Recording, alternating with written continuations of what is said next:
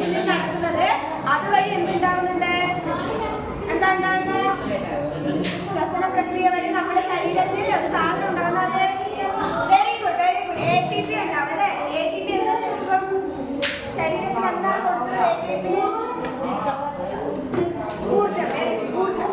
അപ്പൊ മനുഷ്യന്റെ ശ്വസന പ്രക്രിയ പറഞ്ഞത് കഴിഞ്ഞ ക്ലാസ്സിൽ നമ്മൾ ഇതിനെ ഡിസ്കസ് ചെയ്തത് എന്താണെന്ന് വെച്ചിട്ടുണ്ടെങ്കിൽ വ്യത്യസ്ത തരത്തിലുള്ള ജീവികൾ